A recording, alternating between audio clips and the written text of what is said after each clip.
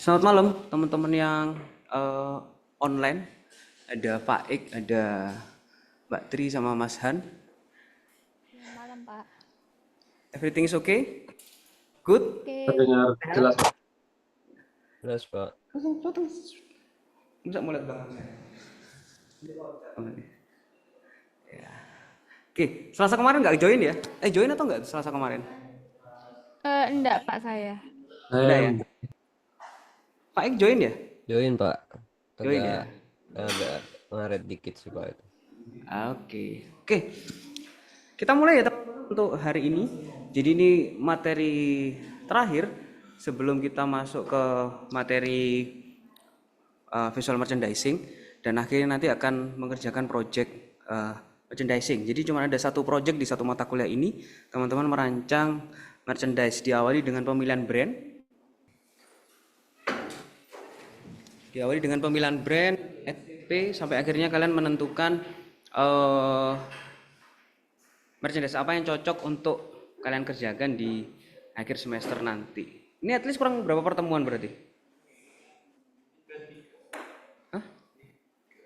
Enggak dong, ini keempat dong. Ini 4 ya? Ke depan 5, jadi ada waktu sekitar 6, 7, ada sekitar waktu 3 minggu untuk mengerjakan project akhirnya. Cukup ya? Cukup apa enggak? Cukup lah. Masa lama-lama kerjainnya. Oke, jadi minggu kemarin kita sudah Selasa kemarin ya. Kita udah membahas masalah apa itu?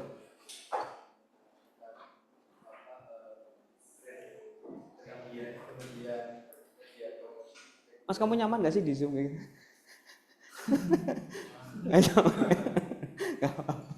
Jadi udah bahas masalah apa aja sampai lupa tadi saya.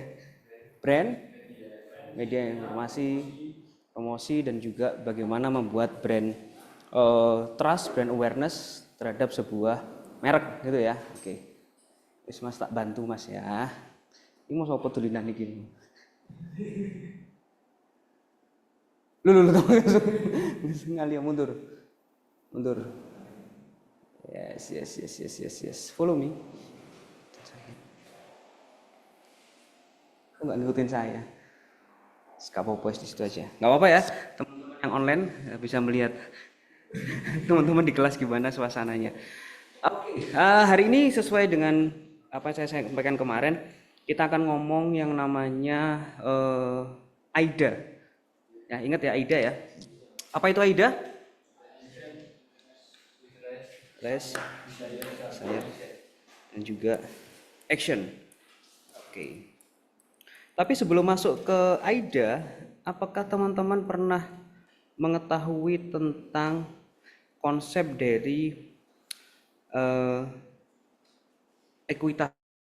Teman-teman yang di online pernah dengar tentang brand ekuitas atau ekuitas brand mungkin? Kan ada brand awareness, ada brand identity. Pernah dengar brand ekuitas nggak?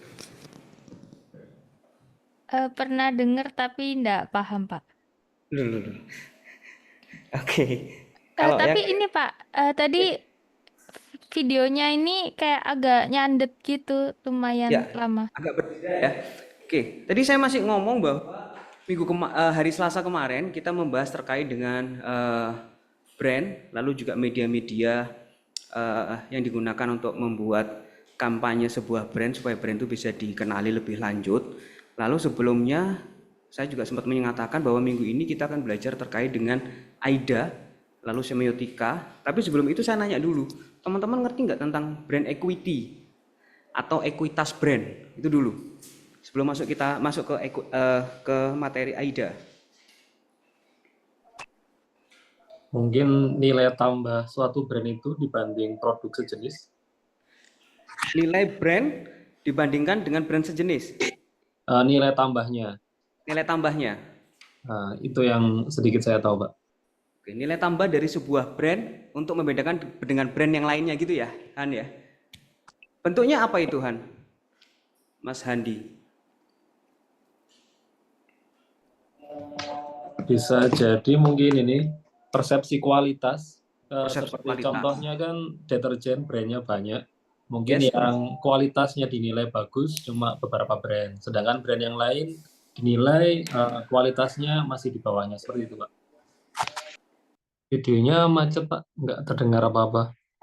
Ya, kembali lagi ya. Jadi siarannya sempat kepotong. Oke, Han, diulangi lagi. Apa tadi? Cek Pak. Mungkin itu tadi tentang apa perbandingannya persepsi kualitas Pak. Ya, Jadi contohnya tadi. contohnya tadi kan deterjen. Nah, di pasaran kan ada berbagai macam deterjen, tapi ada brand-brand tertentu yang diasosiasikan lebih bagus kualitasnya daripada brand yang lain, meskipun ternyata komposisinya sama seperti itu. Ya, oke. Jadi dia dipersepsikan bagus karena apa? Karena punya nilai tambah itu kan Mbak, equity. Ya, dalam bentuk apa maksudnya? Nilai tambah Oh, tersebut dalam bentuk apa? mungkin salah satunya sebagai produk yang apa ya? Dia produk pertama dari seri itu misalkan seperti itu. Misalkan Rinso versi luxury, jadi brand lain mengikuti karena yang pertama Rinso, jadi orang-orang taunya yang bagus itu yang versi Rinso seperti itu, Pak. Ya, oke. Yang lainnya, teman-teman? Ini penting banget ya, penting banget sebelum kalian nanti membuat merchandise, kalian harus memilih sebuah brand itu yang sudah firm, sudah kuat. Itu atau milih brand yang benar-benar tidak diketahui orang. Sehingga kalian membantu mereka untuk mempromosikan. Ada berapa kemarin tingkat promosi? Pertama? Wes, tidak catatan kafe. Gak dicatat padahal. Apa aja kemarin tingkat promosi masih ingat nggak? Di materi media. Memperkenalkan identitas produk, mengkomunikasi informasi tentang konsep produk, mengarahkan pemakaian produk, membangun citra produk, melawan pesaing antar produk maupun merek, dan meningkatkan penjualan yang terakhir. Tinggal kalian pilih aja. Kalau kalian memilih brand yang sudah kuat, yang sudah ada, maka ya berarti tujuan dari merchandise adalah untuk meningkatkan penjualan atau melawan pesaing antar produk maupun merek.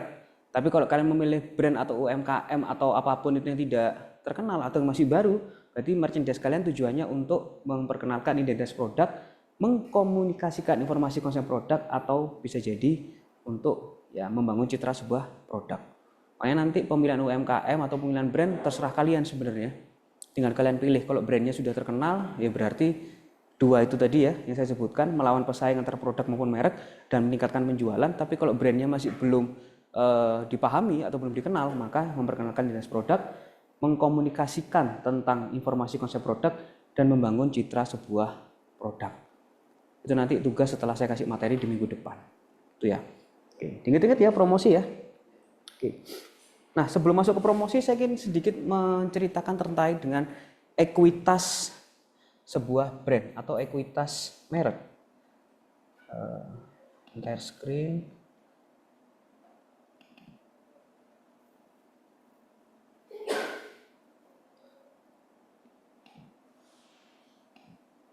Oke. Kita coba ini ya. Yang kemarin gagal nih nyoba ini. Coba sekarang. Oke, bisa. Ekuitas brand atau merek. Ekuitas brand atau brand equity adalah seperangkat aset ya. Seperangkat aset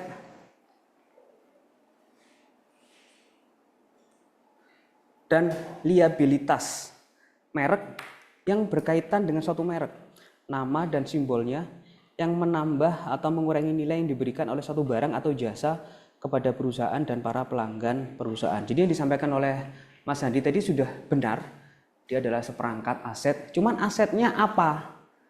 Aset dari sebuah brand itu apa? Itu kan perlu dijabarkan lagi.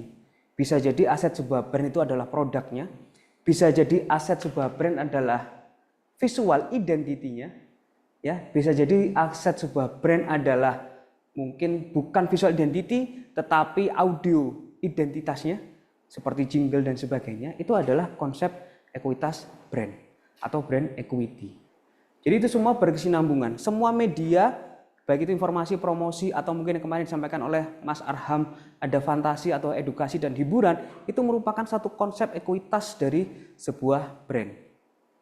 Jadi apapun yang digunakan oleh sebuah pemilik brand atau sebuah perusahaan untuk meningkatkan daya kenal dari sebuah brand disebut dengan ekuitas brand. Karena di situ ada kata-kata aset. Aset kan berarti apa? Pengertian dari aset itu apa?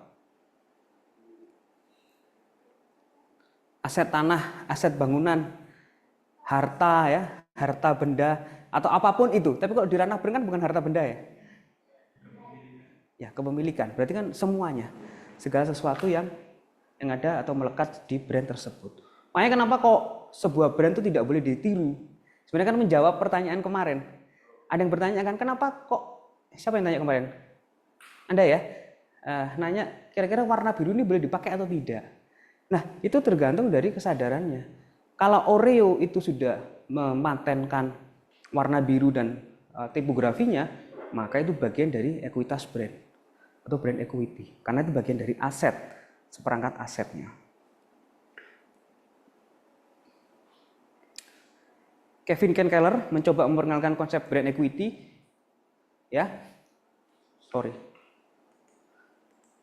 mencoba memperkenalkan konsep brand equity yang berdasarkan pada pelanggan, yang berarti pengetahuan akan merek yang dimiliki pelanggan membutuhkan tanggapan yang berbeda-beda untuk membangun suatu merek. Jadi ada brand knowledge. Kalau Pak Yogi itu mengajarkannya ada piramida brand, ya. Ingat nggak piramida brand apa aja? Apa Mbak Kolifah? Nah ini kan teman-teman yang online ingat nggak piramida brand apa aja? Bukan. Satu-satu. Siapa dulu nih? Mau di bawah? Apa aja? Pertama? Unaware. Terus yang kedua? Recognition. Yang ketiga? Recall. Yang terakhir? Top of mind. Ini adalah piramida branding. Jadi di awal dari ketidaktahuan atau unaware ya. Mau maju. Dari ketidaktahuan akan sebuah brand, unaware ya. Lalu masuk ke pengetahuan, recognition, menyadari, mengenali. Lalu masuk ke recall, melakukan pembelian ulang atau pemakaian jasa ulang. Dan yang terakhir menjadi top of mind. Walaupun dia tidak recall tapi tetap menancap di kepala. Ini adalah piramida brand. Unaware, recognition, recall, dan top of mind. Nah, kalau brand equity itu sudah melampaui piramida ini. Karena piramida ini masuk ke bagian kedua dari brand equity, yaitu brand awareness. Dari awalnya dari brand knowledge, ya, pengetahuan akan brand. Paling tinggi adalah brand image. Setelah muncul top of mind, muncul yang namanya brand image.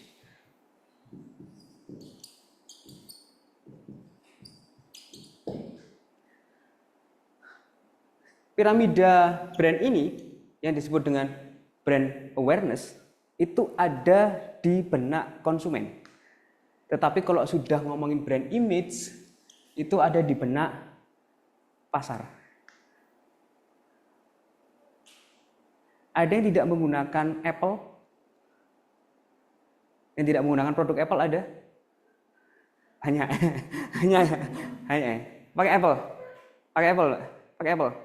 Apple. Enggak, oke. Teman-teman yang di online ada yang pakai Apple? Ada ya? Ada. Oke. Berarti sudah aware ya dengan produk Apple ya? Bagaimana built-in kualitasnya, bagaimana keamanan dan kenyamanannya. Udah paham semua ya? Itu bagian dari brand awareness. Karena kita sebagai target audience, kita sebagai pemakai mengalami dan merasakan kenikmatan menggunakan brand Apple. Tetapi orang-orang yang tidak memiliki kesempatan untuk membeli brand Apple, entah karena keterbatasan biaya, ya, karena belum ada kesempatan, image-nya brand Apple di mata mereka gimana? Bagus? Yakin bagus? Kameranya ya. Nah itu adalah brand image. Image-nya sudah bagus di mata orang. Walaupun Mbak Kolifah nggak pakai Apple. Belum nyoba, belum dapat kesempatan. Nggak tahu nanti dapat door prize dari banknya, dapat iPhone. Dapat iPhone. Itu adalah brand image. Jadi lebih tinggi daripada brand awareness. Karena brand awareness masih dibagi menjadi 4 itu tadi, unaware, recognition, recall, dan top of mind. Kalau brand image dia di luar dari brand awareness. Gitu. Ada pertanyaan dulu teman-teman dari brand equity? Mungkin yang online juga ada yang mau ditanyain? Terlalu banyak kata brand ya, ada brand knowledge, ada brand awareness, ada brand image. Semoga-moga bisa dipahami. Ada brand identity, ada brand recall, dan macam-macam lah. Ya, ini kalau saya ngobrol sama Pak Yogi ini pusing ya, karena saya juga nggak paham. Banyak sekali kata-kata brand. Oke, cara memperoleh brand ekuitas atau ekuitas merek itu ada 3.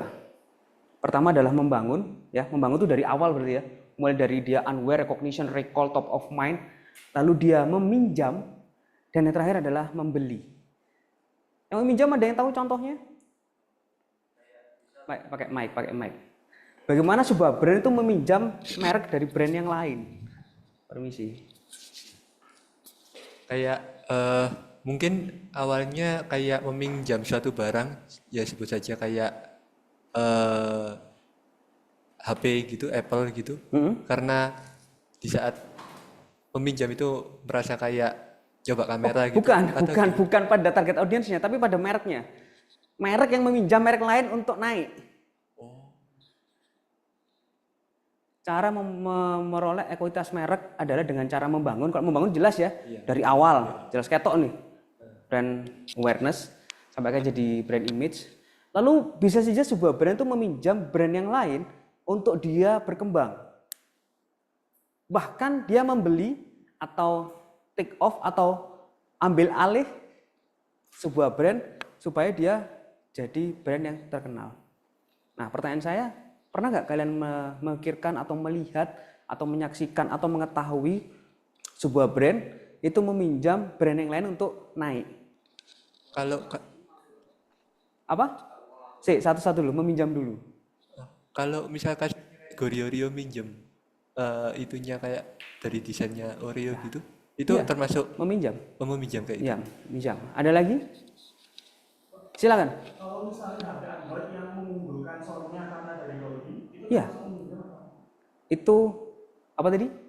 Kolaborasi. Kita ngomong yang meminjam dulu. Mungkin teman-teman yang di online ada yang tahu? Mungkin nggak tahu benar atau salahnya. Yes. Persaingan Pepsi sama Coca-Cola yang baru dulu itu kan meminjam antar brand. Ya, Peter, Pepsi, Coca-Cola, McD, Burger King itu sebenarnya saling meminjam dengan model mengolok, mocking ya, menghina satu sama lain. Itu adalah konsep meminjam brand. Aku pinjam brandmu, tak elek-elekno ya. Engko brandku silakan dijelekkan juga. Itu. Lalu ada yang namanya membeli. Membeli bagian dari kolaborasi itu tadi. Misal Toyota Yaris keluar model Hiace. Ya, Hiace kan mover knalpot. Running loh. Sebentar ya teman-teman ya. Kita kembali ke membeli tadi ya. Membeli itu berarti berkolaborasi, saling bertukar keuntungan. Ya, oke, kamu boleh masang muffler atau intake apa? Sebelum ke knalpot apa namanya? Ya gulu bebek lah ya. Lain sudah motor jenis gulu banyak ya, manipol apa-apa lah istilahnya. Oke, si Hiace akan menyediakan itu. Lalu di beberapa mobil Toyota juga ada Harman Kardon, ada JBL dan sebagainya. Itu kan sama-sama membeli merek satu sama lain. Begitu juga dengan akuisisi. Ada beberapa brand yang mengakuisisi brand yang lain untuk bisa jadi lebih kuat. Itu adalah cara memperoleh ekuitas merek atau membangun kekuatan dari sebuah merek. Oke, ini dapat dijadikan menjadi beberapa ya. Ada kesadaran merek, ada asosiasi merek, ada persepsi kualitas, ada juga loyalitas kepada merek. Kita sadar bahwa produk Apple itu bagus. Akhirnya kita membentuk sebuah asosiasi. Kita ngomongin tuh, Apple apa? Oh iya, apa enggak? Apple enggak? Iya apa? Misalnya sudah sama pengguna Apple ya, kita mau ganti Apple, kita tanya ke yang tahu, kan sebuah asosiasi terbentuk. Lalu persepsi kualitas dan juga loyalitas merek. Dan ini yang terjadi di Apple. Mau launching besok, sekarang udah antri di California sampai pagi. Entah itu dapat atau tidak. Itu adalah bagian dari loyalitas sebuah merek. Dan itu bisa dibentuk dengan Dengan cara apa? Itu tadi membangun, meminjam dan juga membeli. Kalau duitnya banyak ya membeli aja, collab. Tapi kalau nggak punya duit masih baru ya harus membangun dari awal, build in. Itu. Sorry ya, agak kurang stabil ini wifi-nya. Jadi kita ulangi lagi. Jadi ada 4 tadi ya. Ada 4, ada kesadaran, asosiasi, persepsi, dan loyalitas. Kalau kesadaran itu berarti brand awareness, kita aware terhadap sebuah merek. Calon pembeli itu mampu mengenali atau mengingat bahwa suatu merek merupakan bagian dari kategori produk tertentu. Kayak kemarin makanya saya nanya beberapa brand. Saya sebutkan beberapa brand yang hanya kalian tahu yang tahu. Itu adalah bagian dari kesadaran. Dia bisa mengkategorikan, oh ini adalah produk ini, adalah produk itu, dan sebagainya, dan sebagainya. Ahmad, ada yang ngomong itu adalah produk syariah, produk sembarang kalir. Karena kalian tidak sadar akan merek tersebut. Sehingga kalian tidak bisa mengenali bahwa Ahmad adalah merek sebuah teh. Itu. Asosiasi merek atau brand association menunjukkan pencitraan suatu merek terhadap suatu kesan tertentu dalam kaitannya dengan kebiasaan, gaya hidup, manfaat, atribut produk, geografis, harga, dan selebriti atau spokesperson. Atau apa kalau sekarang itu istilahnya apa? Endorsement. Nah, itu adalah asosiasi merek. Oh, iki digawe ambek iki mesti apik. Belum tentu. Ada brand tertentu menggunakan selebriti untuk mengiklankan. Orang udah pasti iki digawe artis iki mesti apik, belum tentu. Nah, itu adalah proses brand sehingga menimbulkan sebuah kelompok ya, asosiasi tertentu. Ada persepsi kualitas. Mencerminkan persepsi pelanggan terhadap keseluruhan kualitas produk atau jasa layanan berkenaan dengan maksud yang diharapkan. Persepsi kualitas itu bisa baik, bisa buruk. Jadi jangan dianggap persepsi kualitas itu hanya baik saja. Contoh, ada yang suka beli di online shop, Shopee, Topet, dan sebagainya, Zalora, Zara gitu. Apa yang di benak kalian ketika kalian dengar kata JNE? Ya, ekspedisi yang kan berkenaan dengan persepsi kualitasnya.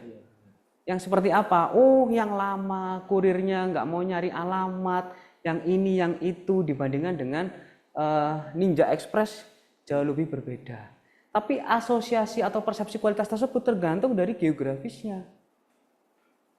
Kok bisa bilang seperti itu? Karena berdasarkan pengalaman saya, Ninja Express itu di Kota Batu jauh lebih gesit daripada si Gesit dan JNT.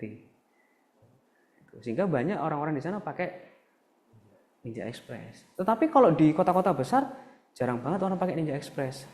Mungkin pakai JNE atau JNT yang memang gerainya banyak. Nah, itu ada persepsi kualitas. Jadi tidak hanya kualitas itu baik dan baik aja, tapi juga ada buruknya juga. Pernah kalian ngobrol dengan teman gitu ya? Lalu mendengar sebuah merek, lalu kalian merasa, oh gawe iki elek. Iya. Apa contohnya? Apa contohnya? Nelongso, Pak. Nelongso. Kenapa kok nelongso? Dulu pernah saya makan kayak dagingnya belum matang karena itu beberapa kali juga terjadi, akhirnya kayak nggak pengen makan itu lagi. Dan itu nyebar ke teman-temanmu ya? Iya. Cuma ini nelongso. Oh gak mateng. Iya. Ada lagi? Pengalaman dengan sebuah brand? Bip? Baterainya cepat habis lah, mau main game aja. Ya. Ya nggak apa-apa, itu adalah persepsi kualitas. Jadi tidak harus baik, buruk pun juga menjadi poin. Loyalitas, brand loyalty mencerminkan tingkat ketertarikan konsumen dengan suatu merek produk. Wis loyal, wis nggak akan mau pindah ke lain hati. Tuh. Kalau misalnya udah Apple semua, pakai MacBook, pakai iWatch, pakai AirPod, pakai iPad, pakai iPhone, pakai semuanya. Tuh. iMac, semuanya gitu. Kalau Jordan, kalau nggak sepatu ini Jordan, klambi ini Jordan, celana ini Jordan, jaketnya Jordan, apa Jordan. Ada yang seperti itu. Kalau nggak Levi's nggak mau. Itu adalah bentuk loyalitas sebuah merek.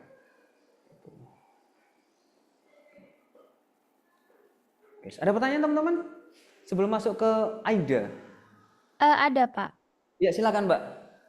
Kalau yang minjem tadi tuh kalau yang contohnya seperti iklannya Pepsi sama Coca-Cola tuh berarti mereka sebenarnya kayak tektokan gitu. Secara Kayak tidak langsung, iya. Tapi nggak mungkin dong tiba-tiba direkturnya Pepsi ke Coca-Cola, halo bro, kita mau bikin iklan yuk saling menghina satu sama lain, kan nggak mungkin seperti itu ya. Tapi itu terbentuk dengan sendirinya Mbak. jadi nggak apa-apa kayak gitu Pak. Kayak Nggak apa-apa, nggak oh apa-apa. Karena iklim sosialnya di luar negeri itu terbuka Mbak. Kamu kalau lihat iklannya McD sama Burger King, tuh gila banget itu. Jadi ada sebuah iklan menghina McDonald dengan cara Ronald beli Burger King. Bisa dibayangkan nggak itu? Jadi iya. Ronald McDonald pakai jaket, pakai jas, pakai topi koboi, datang ke Burger King, antri, terus beli Burger King. Kalau di Indonesia, dicemooh. Iya, kayak nggak dituntut gitu ya kalau Jadi misalkan di tuntut Indonesia. Indonesia kan baperan Mbak orangnya. Iklannya Coca-Cola. Coca-Cola. Jadi dia ke vending mesin anak kecil ya, anak kecil Coca-Cola vending mesin iklannya di Amerika Selatan antara Argentina atau Meksiko. Jadi anak kecil tuh ngeluarin 2 koin ke vending mesin, dia beli Pepsi 2 karena dia anak kecil nggak nyampe tingginya. Pepsi itu diinjek Mbak. Lalu dia masukin koin, dia milih Coca-Cola. Coca-Colanya diminum, Pepsi-nya ditinggal. Donor rugi nggak ada masalah itu. Nggak ada masalah, nggak ada undang-undang baper yang mengatur mereka supaya tidak saling menghujat satu sama lain. Karena itu adalah bentuk kreativitas dari mereka dan itu nggak masalah. Itu sah-sah saja sebenarnya. Makanya ilmu branding itu tidak ada bukunya yang dari Indonesia. Jarang banget buku branding itu dari Indonesia. Karena penerapan branding lebih banyak di luar negeri. Kalau di Indonesia kan banyak sungkannya ya. Sungkan. Oh iya, kayak Le Mineral dan Aqua yang ditonjolkan kemarin ya. Itu Le Mineral nggak akan pernah ngaku kalau dia menghina Aqua. Nggak akan pernah ngaku dia. Padahal kita tahu konsepnya adalah meminjam nama Aqua untuk menaikkan brandingnya Le Mineral. Termasuk juga dengan Aku Viva. Aku Viva. Kurang apa coba dengan Aqua? Mepet banget namanya.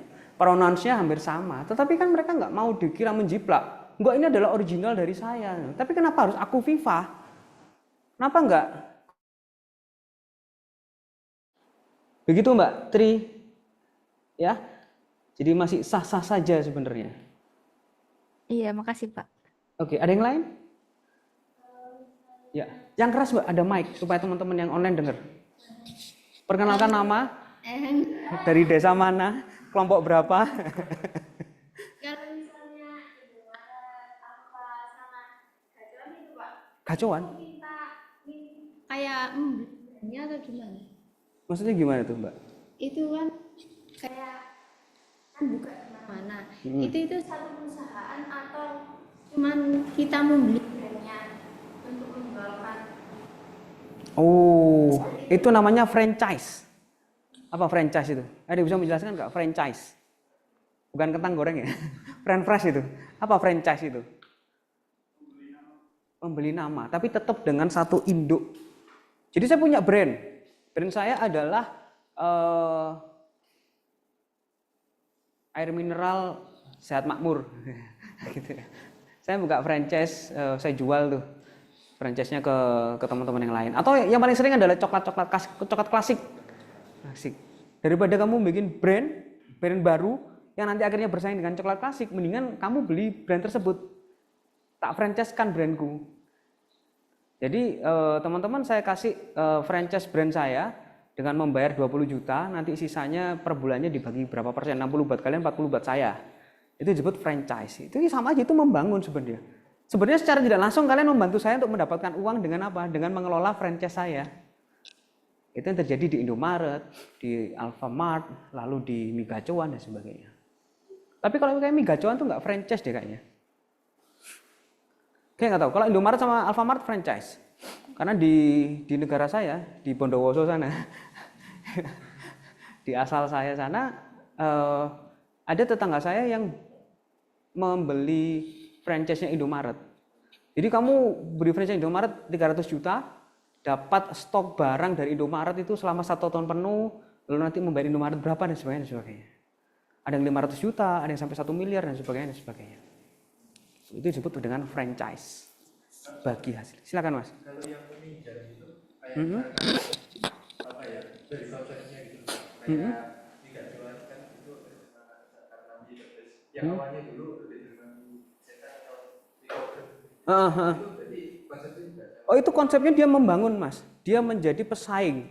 Jadi menggeser menggeser top of mind dari mie pedas yang ada di Kota Malang. Mie pedas di Kota Malang pertama kali adalah mie setan. Mie apa? Pertama adalah mie jogging di Soekarno Hatta. Itu yang paling pertama. Mie jogging nggak kuat, nggak tahu kenapa ya kan, kita nggak paham ya. Di dalamnya ada pengelolaan yang mungkin yang salah atau yang seperti apa, sehingga dia tidak bisa bersaing dengan mie pedas yang lainnya. Tetapi awal konsepnya dia meminjam tuh. Wah, kok tak meminjam konsep mie pedas deh. Terus dia membangun sendiri, membuild up sendiri mie pedasnya dengan dikasih ada mie jogging, ada mie setan, ada mie kober dan sebagainya dan sebagainya dan sebagainya. Itu dia tetap membangun sampai akhirnya mie gacuan menjadi top of mind dari mie pedas. Itu ya, yes. Ada pertanyaan lain? Kalau tidak ada kita masuk ke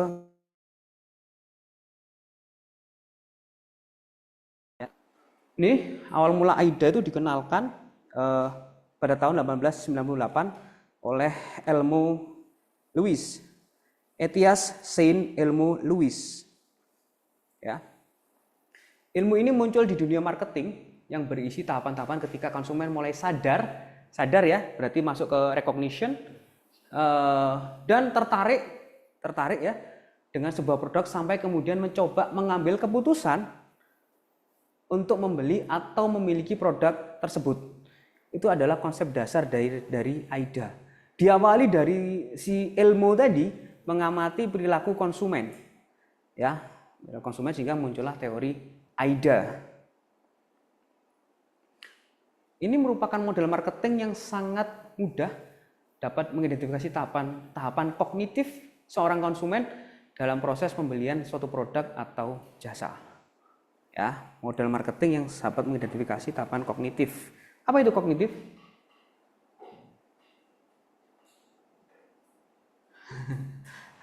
Kognitif itu apa?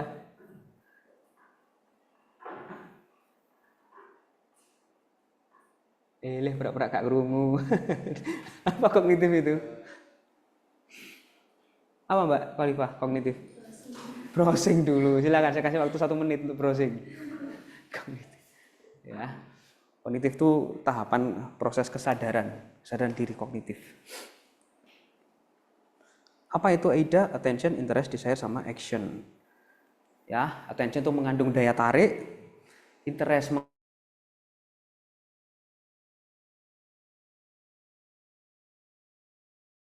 mengarah tindakan untuk membeli.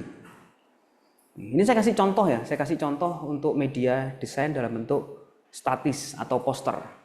Perhatikan kotakan-kotakan dan warna-warna yang ada. Attention itu hijau, interest itu biru, desire itu orange, action itu merah. Contohnya.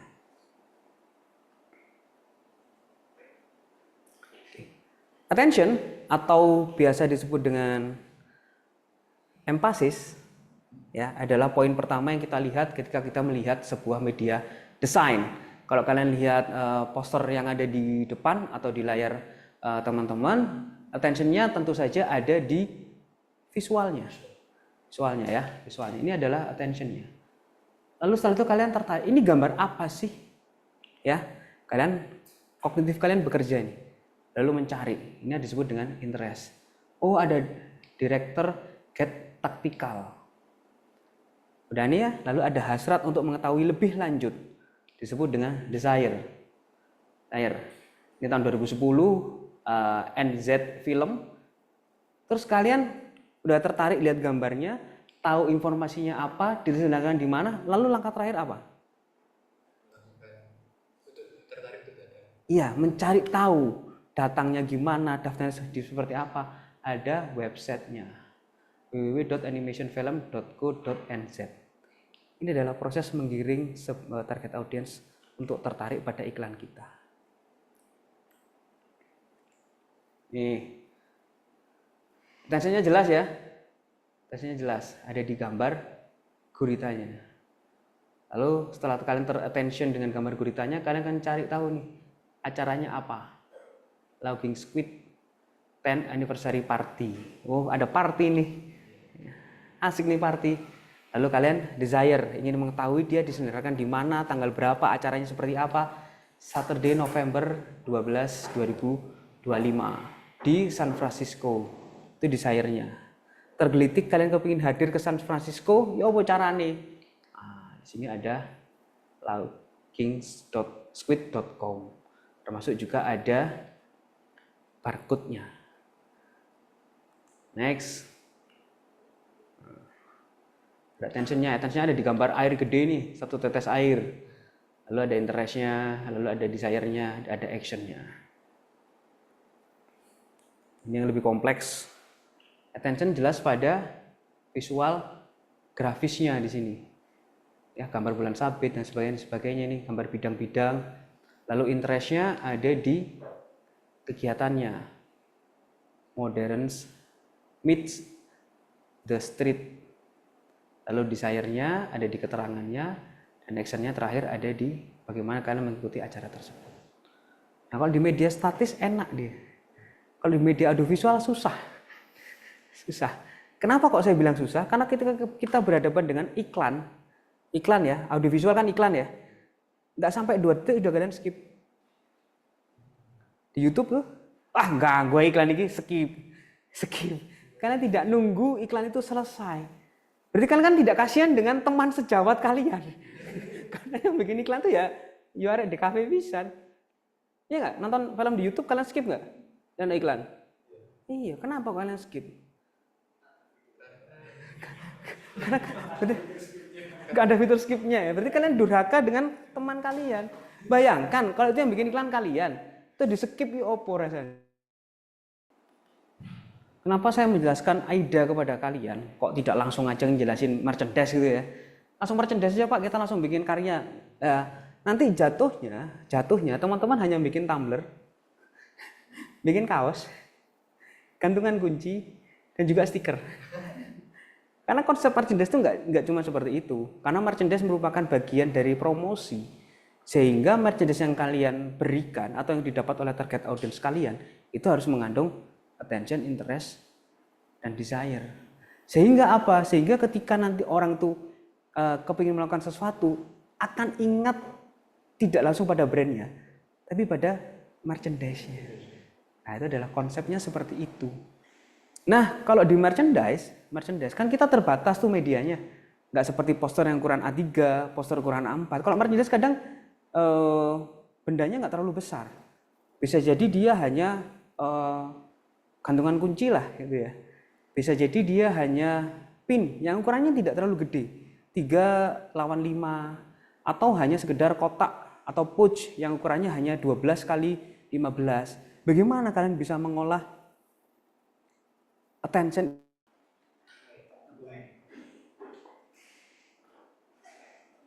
Bagaimana teman-teman? Teman-teman yang online juga bisa menjawab. Bagaimana caranya kita memasukkan teori AIDA, attention, interest, desire, dan action, kepada media branding berupa merchandise yang kita tahu dia tidak sefleksibel ukurannya dengan media-media poster yang sudah saya tunjukkan tadi contohnya. Ya apa caranya? Karena kalau poster tadi enak ya, ukuran A3, ukuran A4, kita bisa bermain dengan visual, kita bisa bermain dengan berbagai macam informasi yang ada di sana. Tapi kalau merchandise, kadang merchandise itu cuma segini aja. Ukurannya kecil segini. Kadang dia hanya berbentuk gantungan kunci. Kadang dia hanya berbentuk pouch. Ya apa caranya? Mungkin nggak harus selalu nunjukin visualnya, desain visualnya semua Yes. gitu Pak. Tapi paling kayak merchandise-nya itu berfungsi, terus ada logonya simple aja gitu sih, yang fungsinya tuh sesuai dengan brandnya gitu. Oke, setuju. Jadi tidak semua elemen visual dimasukkan. Tapi kan tetap harus mengandung AIDA, Mbak. Supaya apa? Supaya nanti orang terngiang-ngiang pada brand tersebut. Karena di sini kita ngomong merchandise sebagai media promosinya, bukan media promosi yang lain. Kita fokus pada merchandise-nya. Gimana tuh? Unik. Ya, unik. Contohnya? Mungkin buat unik kan, fungsional mungkin Mbak ya.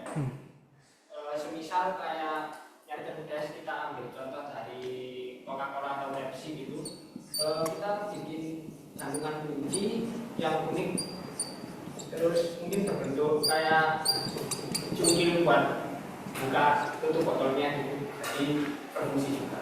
Oke. Itu disematkan dulu, mungkin orang juga tertarik terus terpakai. Unik, fungsional dari segi bahan, bentuk dan sebagainya. Tapi itu kan bukan ranah kalian sebagai seorang DKV, Mas. Kecuali kalau desain produk, desain kriya, ora apa-apa. Tapi lari DKV opo sing dipinjam? Saya setuju, unik tuh setuju, fungsional tuh setuju, novelty. Apa novelty itu? Keterbaruan, saya juga setuju. Tapi kan tidak hanya ini saja. Apa yang harus kita sematkan pada media merchandise kita nantinya? Apa?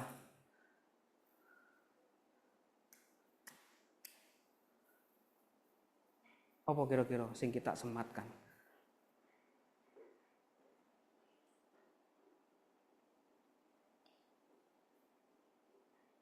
Saya tutup. Oke. Ya. Jawabannya adalah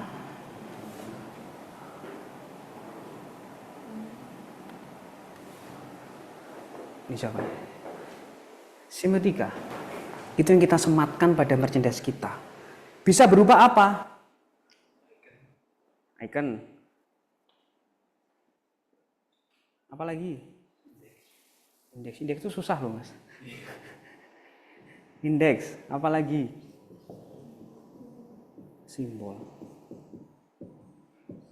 Ini yang kita masukkan pada merchandise kita. Ada icon dari sebuah brand, ada simbol dari sebuah brand, ada indeks dari sebuah brand. Kalau mungkin kita ngomongin icon dan ngomongin simbol masih gampang ya. Tapi kalau udah ngomongin yang namanya indeks, itu susah. Tapi nanti kita bahas. Teman-teman yang online, ingat semiotika apa?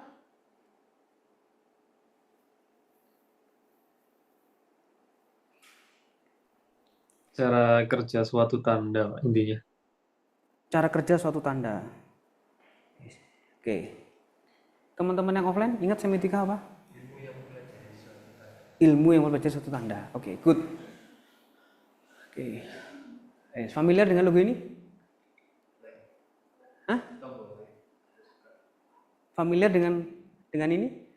Apa Nggak ini? terlihat Pak logonya. Yang di-share malah foldernya ini. Oh iya, sorry. Untung bukan laptop saya.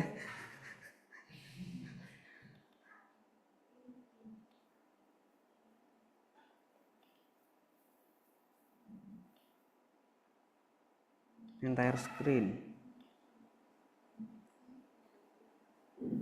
Sudah terlihat, Mas? Sudah Pak. Sudah ya. Familiar kan dengan ini? Familiar ya? Apa ini? Like. Like. Setuju ya like ya? Ada yang kurang. Di mana like ini muncul? Di Facebook. Jadi bukan mengarah pada like-nya, tapi mengarah pada brand-nya. Nah, itu nanti kalian pinjam tuh. Sehingga ketika like ini muncul dalam bentuk merchandise, entah itu pin, entah itu enamel, kita akan terasosiasi pada sebuah merek. Apa? Facebook.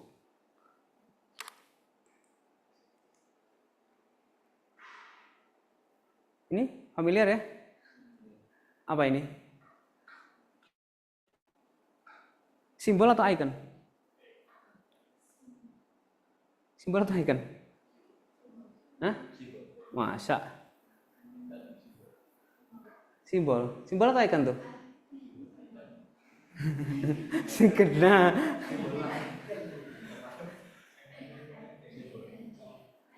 Ya wes, oke. Next. Ini panas nggak ini? AC. Gambarnya kira-kira panas atau enggak ini? Panas ya. Kau tahu kalau panas? Api biru. Kalau api merah nggak panas? Panas. Kalau api hijau? lebih panas. Nah, ini disebut dengan indeks nih, sebab akibat nih. Kita tahu karena kita pernah merasain tuh. Entah kita pegang atau teman kalian suruh megang atau kayak gimana. Sedih nggak lihat ini? Apa kok sedih? Kasihan. Kenapa kok kasihan? Banyak yang nge-lag tuh. Belum kasihan banyak yang nge-lag tuh.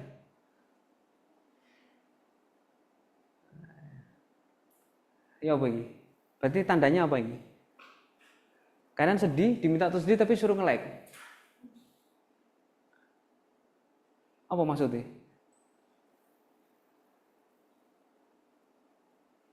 Ini yang terjadi di sosial media semua ya. Ada kebakaran, ada orang mengemis, minta like-nya untuk donasi loh. Orang sedih kok disuruh nge-like. Oh, bos ya awakmu. Konsep dasarnya gimana itu?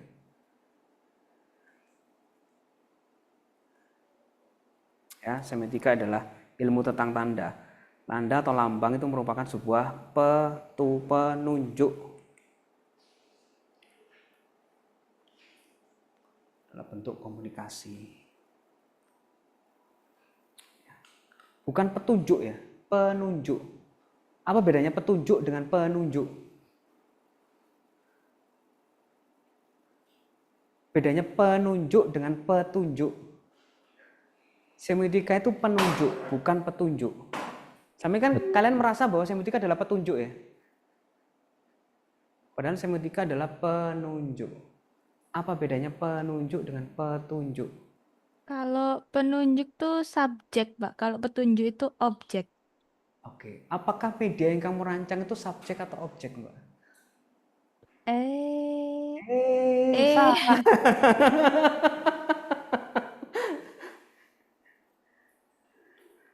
Kata sifat sama kata Silakan benda, Faik. Pak. Mbak Khalifa tahu jawabannya? Belum googling, Pak. Itu apa? Iya, itu apa itu? Penunjuk atau petunjuk?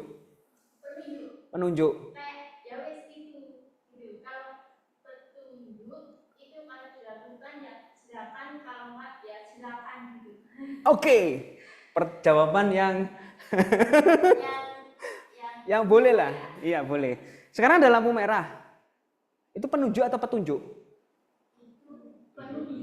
Penunjuk. Mbok langgar enggak?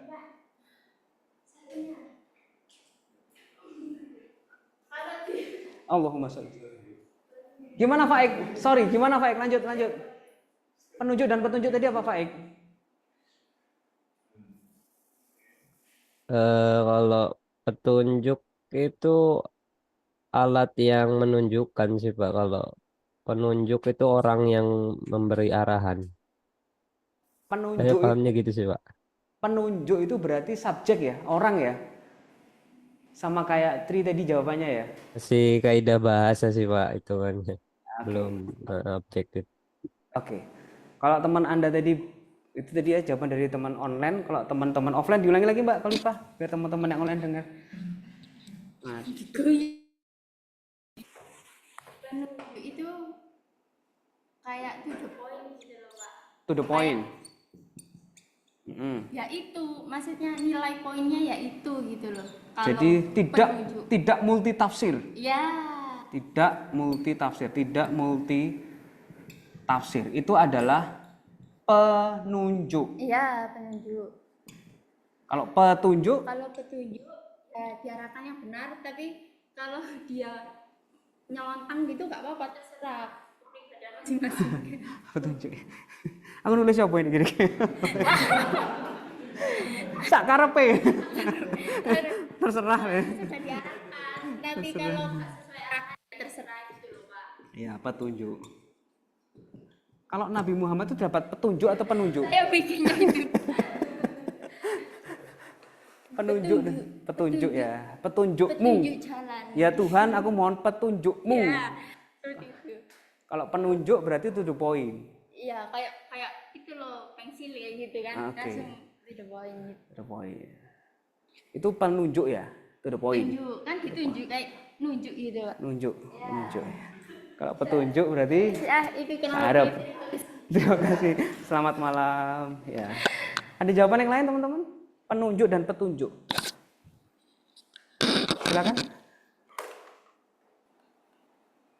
Oke, kalau penunjuk itu source-nya, ya, konsepnya itu penunjuk. Kalau petunjuk adalah kontennya, petunjuk kontennya. Sehingga kalau kita ngomongin konten bisa multi tafsir, sama seperti source-nya. Kita bikin sebuah tanda kan kepingin orang untuk memahaminya.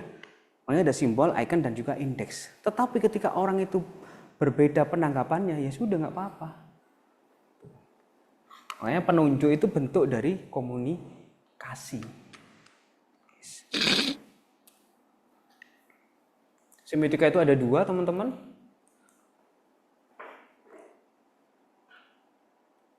Pertama adalah membuat tanda, dan kedua adalah membaca tanda.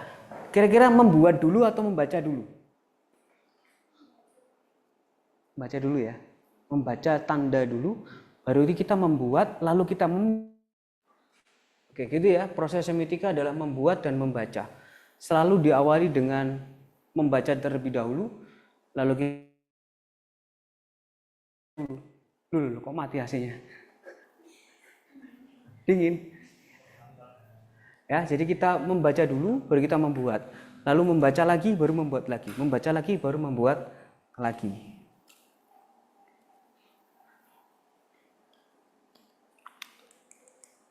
Tanda adalah suatu yang kehadirannya mewakili suatu yang lainnya, selain dirinya. Tanda berupa kebahasaan dan non-bahasa. Berkreasi berarti menciptakan tanda baru. Ya, tanda adalah sesuatu yang kehadirannya mewakili suatu yang lainnya, baik itu serupa maupun tidak serupa, seperti toilet tadi ya, kan ada gambar perempuan dan laki-laki, lalu ada kursi roda. Kita membacanya adalah apa? Tanda berupa kebahasaan atau bisa juga non bahasa, materi, benda, gerak, tindakan, cahaya, warna, bunyi, bau dan juga rasa. Kebahasaan itu seperti apa? Tanda kebahasaan itu seperti apa? Tanda kebahasaan itu seperti apa?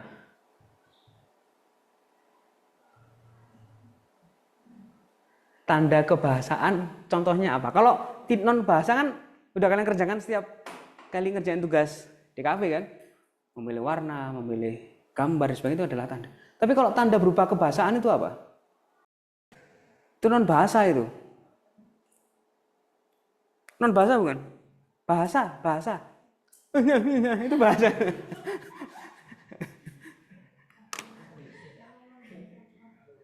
Mau baca atau enggak? Berarti apa dia? Visual kan? Kebahasaan itu seperti apa contohnya? Wes dipikir ya. Audio. Terus nanti dipikir ya. Belas. Kan saya kemarin janjiin hari Selasa kemarin. Hari Kamis kalian akan berpikir. Ya, pikiran ini. Hah? Lampu lalu lintas. Bahasanya pakai bahasa apa itu, Mbak? Itu bahasa apa itu? Bukan bahasa dong. Itu adalah non bahasa. Karena dia adalah cahaya atau warna.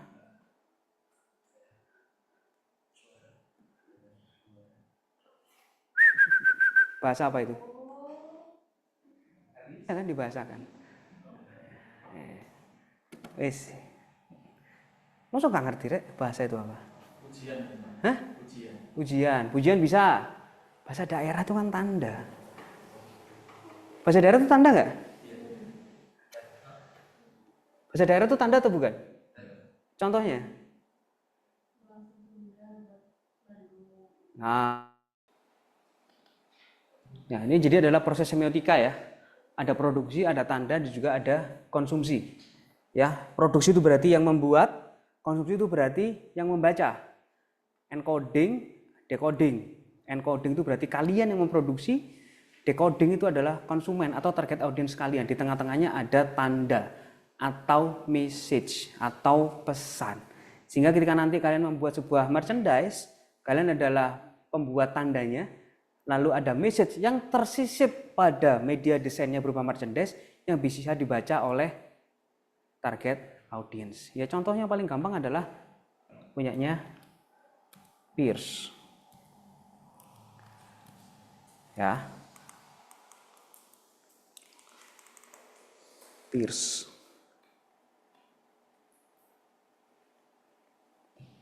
Tanda atau message tadi ya, itu berperan sebagai perantara, interface atau media untuk memediasi. Apa yang dimediasi? Apa yang dimediasi atau yang diperantarakan oleh sebuah tanda? Ya opo? Kalau dalam hubungannya dengan brand yang saya sampaikan di awal tadi, apanya berarti?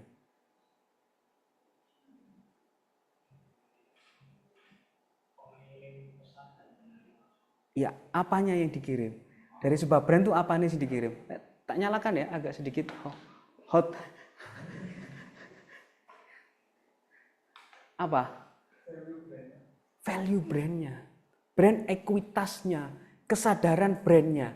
Itu yang disisipkan dengan sebuah tanda. Ya, dengan demikian hubungan antara tanda dan penanda atau yang diwakilinya itu cukup erat. Karena tanda yang kalian sisipkan pada merchandise itu mewakili ekuitas dari sebuah brand. Lek merchandise iku gantungan kunci bahane tekan plastik, kira-kira sing ngetokno Apple apa Vivo? Vivo apa kok Vivo? Ramah lingkungan. Karena konsep dari Apple itu nggak mungkin dia pakai plastik atau apa seperti itu. Karena dia akan menjaga ekuitas brandnya, akan menjaga kualitas brandnya, akan menjaga brand image-nya. Itu gampangannya seperti itu. Nah, PR kalian nanti menyisipkan tanda pada merchandise yang kalian pilih. Tergantung dari apa? Tergantung dari brand yang kalian ambil. Kalau brandnya itu kuat, ya santai aja kalian membuat merchandise. Tapi kalau brandnya masih baru ya kalian akan berusaha ekstra keras untuk menyisipkan itu. Ada cost yang harus dibayar. Tapi kalau kalian masih milih brand yang baru, otomatis ya kalian ingin membuild up brand itu seperti apa di mata konsumen. Kalau brandnya brand baru, Pak saya nemu di daerah saya itu jualan kerupuk nggak mudah ayam. Harganya biasanya kalau kerupuk 500, ini harganya 50.000. Kerupuknya full tekan tepung, kanok banyune. Kan nggak mudah ayam ya. Karena yang bikin kerupuk ayam itu kan airnya. Berarti kan ada harga yang harus dibayar sesuai dengan built-in dari brand yang ingin kalian tampilkan. Yang paling gampang brand itu dari Pierce. Ya, ini paling gampang nih. Charles Sander Pierce, ada icon, ada index, ada simbol. Di sini udah diajarkan oleh beberapa dosen DKV yang pernah ngajar kalian. Icon itu hubungan kemiripan atau keserupaan bentuk antara tanda dengan yang diwakilinya. Kalau indeks atau indeksial, bila tanda dihubungkan dengan hal yang ditandai berdasarkan kehadiran bersama antara keduanya.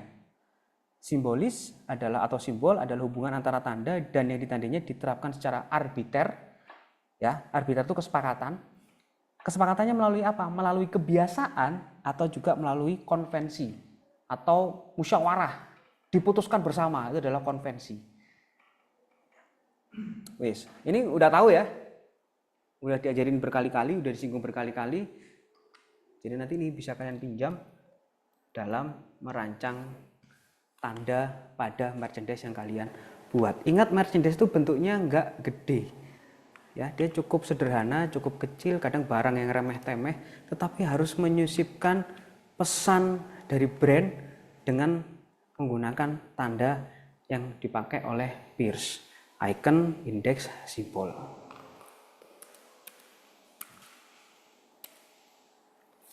Kalau disingkat, icon itu keserupaan fisik, indeks itu kehadiran bersama, simbol itu hasil kesepakatan. Kembali ke slide nomor 3 tadi. Yang sebelahnya toilet itu berarti icon atau simbol? Icon, ya. Icon.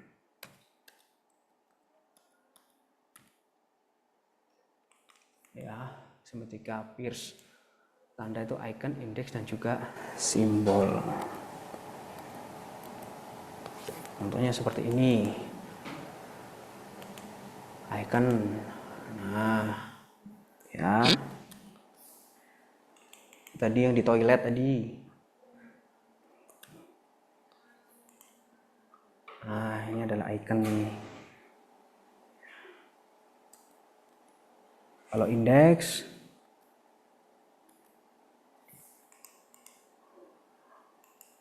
row kosong, ada sesuatu yang terbakar. Awan mendung, pertanda mau hujan turun. Bunyi embek, pertanda ada kambing di sekitar kita. Tuh. Kalau misalnya ada asap, berarti Tapi hah? Nyate. Ada asap berarti nyate. Pinter. Pinter. Masih dalam suasana Idul Adha ya. Bagus. Lanjutkan. Tok tok tok. Pertanda ada tamu yang sedang mengetuk pintu. Bukan ada orang. Anak-anak ketika menyampaikan ide, apa contohnya? Ada orang di depan, Pak. Belum tentu. Yang benar, ada tamu yang sedang mengetuk pintu. Bukan ada orang di depan. Kadang bukan orang yang ngetuk. Kucing kan bisa, atau apa kan macam-macam ya, nggak harus berhubungan dengan mistis. Tuh.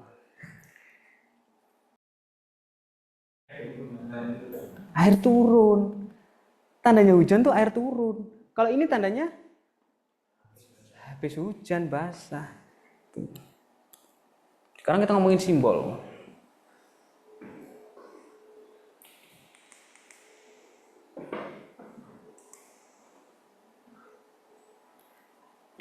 Ini adalah kesepakatan nih. Ya, kesepakatan. Sepakat bahwa ini adalah tanda stop atau berhenti. Ini tanda apa itu? Kalau stop kan gini. dilarang berhenti. Kalau ini parkir atau nah, itu beda share screen ya ini ya? Tidak, Pak. Udah ya. Oke, itu tadi dilarang lewat. Kalau yang tengah logo Dell. Kalau yang ini just do it, logonya Nike. Itu simbol kesepakatan. Yes. Ada yang ngerti ini? Simbol apa ya? Agama. Ya, ada. Yang paling atas? Yang paling atas apa? Simbol agama itu. Apa itu yang atas? Hah? Buddha. Turun ke kanan? Nggak tahu. Turun lagi ke kanan?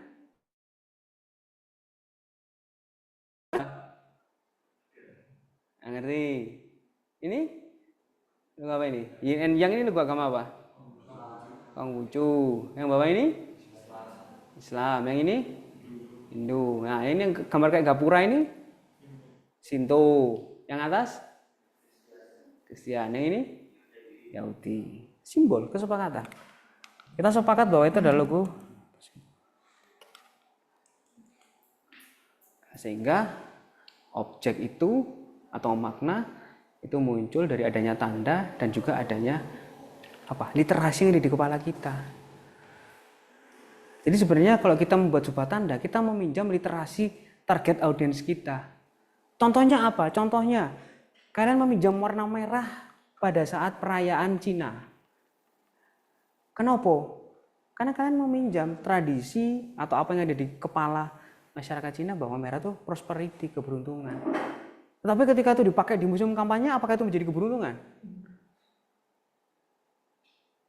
Jadi apa? Kematian. Kenapa? Karena di interpretan atau di online-nya itu identik dengan kematian warna hitam. Tetapi ketika kita ngomongin di Meksiko, itu adalah kebahagiaan dan kebangkitan. Warna hitam dan tengkorak itu simbol kebahagiaan dan kebangkitan. Sehingga ada tradisinya itu di Meksiko, dirayakan setiap bulan Oktober. Orang berdandan dengan gambar tengkorak, warna hitam dan sebagainya. Diangkat dengan di film Kuku. Itu adalah tradisi online, makanya itu tanda makna dari sebuah kesepakatan.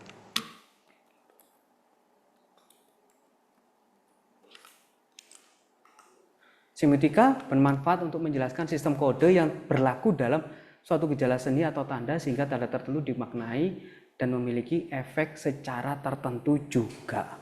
Tergantung siapa? Tergantung on mind tadi. Tergantung apa? Tergantung di mana tanda itu diletakkan. Tergantung apa? Tergantung di mana tanda itu dipakai. Tuh. Jadi sebenarnya berbeda dengan matematika, semiotika bukanlah ilmu yang menuntut ukuran matematis berdasarkan derajat kelogisan atau penafsiran di mana yang satu lebih masuk akal daripada yang lainnya. Jadi gak masuk akal bisa dipatahkan dengan argumen yang lain, ya kemungkinan itu yang dipakai. Tuh. Contoh sederhana. Tahu Indomie pedes ya? Indomie atau pop mie. Pedas, level berapa aja? 1, 2, 3 paling pedas. Ya. Bagi orang yang tidak suka pedas, level 1 itu dianggap membunuh. Tapi bagi orang yang suka pedas, level 3 itu nggak ada apa-apanya. Ya, dulu ada di sini nasi goreng mafia namanya. Pernah dengar? Nah, level 1 itu rasanya kayak dihajar sama satpam. Mangkel ya. Tapi adik saya makan level 5 ya tahe saya. Level 5. Wah enak iki, gak pedes sih, kurang. Apa sih wong kira? Saya level 1 rasanya kudu ngamuk-ngamuk ae. Meja kudu tak walik ae. Kudu tak tutup ae restorannya. Bagi saya nggak suka pedes atau pedesnya masih normal, level 1 tuh sudah nggak karuan. Tapi di luar negeri mungkin warna merah dimaknai yang lain. Mungkin di ranah geopolitik kalau warna merah tuh sayap kanan, di Indonesia dia sayap kiri keluar dari pemerintahan. Kalau di Cina dia dianggap sebagai keberuntungan sehingga dia dipakai di Imlek. Mungkin warna hijau di kita lebih ke arah muslim ya. Mungkin di tempat lain warna hijau menyimbolkan apa dan sebagainya, itu adalah tanda. Mana yang lebih masuk akal tergantung dari apa? Dari geografisnya, dari kultur sosialnya. Makanya hati-hati nanti ketika memakai sebuah tanda. Ada pertanyaan? Jos ya, jempol ya. Silakan kalau ada yang mau ditanyakan. Masih ada sekitar setengah jam lagi.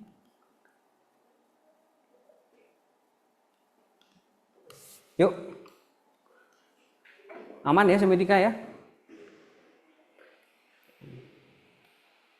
Mungkin teman-teman yang online ada yang mau ditanyakan tentang semiotika atau sudah oke?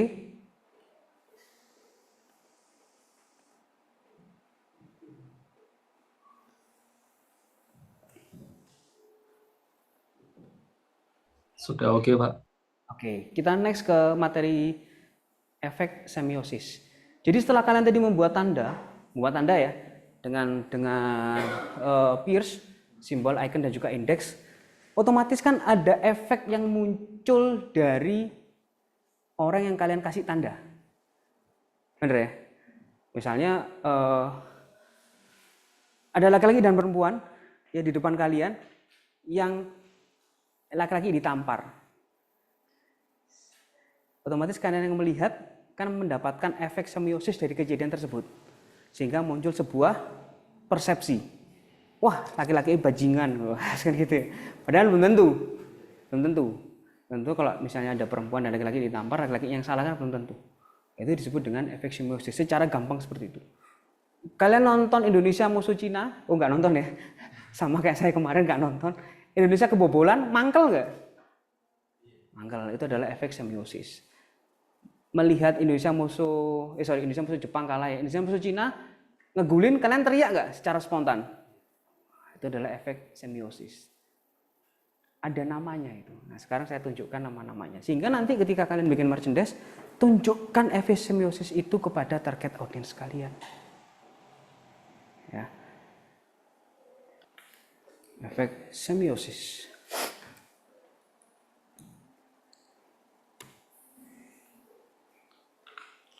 Bismillah, membuka pedot. Oke, jika seseorang, ini akan menarik ketika lampu dimatikan, teman-teman. Asik ya? Bagi pas pertama ini, asik ya? Asik ya? Ini efek semiosis, jangan Jangan. Oke. Jika seseorang mencermati tanda, maka akan terjadi efek penandaan pada dirinya. Ya, jika seseorang mengamati atau mencermati sebuah tanda, maka akan terjadi efek penandaan pada dirinya. Jika seseorang nanti kembali lagi. Jika seseorang mencermati tanda, maka akan terjadi efek penandaan pada dirinya. Itu kalau menurut Peirce, tapi saya biasa menyebutnya adalah efek wow and aha. Efek semiosis atau efek penandaan dibagi menjadi 3. Ada efek logikal, ada efek energetis, dan juga ada efek emosional. Efek logikal itu berarti efek yang menghasilkan sebuah pemikiran. Efek energetis adalah efek yang berupa reaksi fisik. Dan yang terakhir adalah efek emosional yang sering dipakai adalah efek yang berupa perasaan.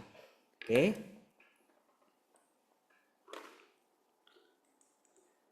Dalam terminologi psikologis, proses penandaan berikut efeknya dapat disepadankan dengan proses persepsi. Ya. Proses persepsi selalu didahului oleh penginderaan, kemudian diterima oleh otak, dan data tersebut diorganisasi serta diinterpretasi sehingga individu menyadari atau mengerti apa yang diinderakan. Ya, jadi kalau kalian memberikan efek wow dan aha kepada target audiens kalian, otomatis itu berkenaan dengan proses persepsi dulu. Proses persepsi itu berhubungan dengan penginderaan. Dari apa? Dari dilihat, diraba, dicelupin, enggak ya, diraba, dicium dan sebagainya. Itu adalah efek persepsi. Selalu diikuti dengan penginderaan. Prosesnya berapa lama? Prosesnya bisa sepersekian detik cepatnya. Ya, bisa cepat banget, bisa juga lama, tergantung dari konsep merchandise yang kalian berikan. Contoh yang lama seperti apa? Kalian memberikan merchandise itu aromaterapi, kan nggak bisa langsung dipakai, nggak bisa langsung dirasakan efeknya. Ya apa dibakar dulu ada sebagainya, sehingga tergantung dari proses pengindaannya. Dicium-ciuman nggak bisa, kalau nggak dibakar kan susah. Nyalakan ya, itu. Singkat kata, persepsi merupakan penafsiran pengalaman. Dengan demikian, persoalan persepsi terkait dengan proses berpikir. Pembuatan tanda itu selalu berhubungan dengan proses berpikir. Kalian harus tahu simbolisasinya, harus tahu ikonnya, harus tahu indeksnya dan sebagainya. Makanya berpikirnya berhubungan dengan interpretasi. The interpretation of experience tergantung dari pengalaman masing-masing. Makanya seorang desainer tuh harus tahu apa? Ya, lingkungan sosialnya seperti apa?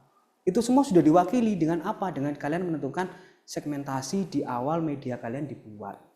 Bikin media selalu menentukan segmentasi dulu. Demografisnya siapa, geografisnya bagaimana, psikografisnya gimana, beefnya seperti apa. Itu adalah terkait dengan proses berpikir. Kalian ingin membuat iklan di Kota Malang, ya di Kota Malang, tapi kalian menggunakan celurit, juga nyambung. Celurit itu cocoknya di Madura. Kalian meminjam barong Bali juga cocok. Malang cocoknya opo kalian gawe iklan? Hah? Singa? Ya bisa meminjam Arema. Ini kan proses berpikir tuh. Karena mencari tanda itu kan proses berpikir. Saya mau bikin iklan dari BPR. Kan meminjam tanda enggak? Simbol-simbol enggak di iklan tersebut? Ya pasti meminjam. Karena BPR dia syariah, saya meminjam warna hijau. Saya meminjam ornamen keislaman, saya memakai tipografi yang hijaiyah. Itu kan proses berpikir. Kenapa? Supaya ketika orang melihat karya kalian, dia mempersepsikan, oh iklan ini berhubungan dengan segala sesuatu yang ada Islamnya. Itu adalah proses efek penandaan dan persepsi. Gitu, ya. Oke.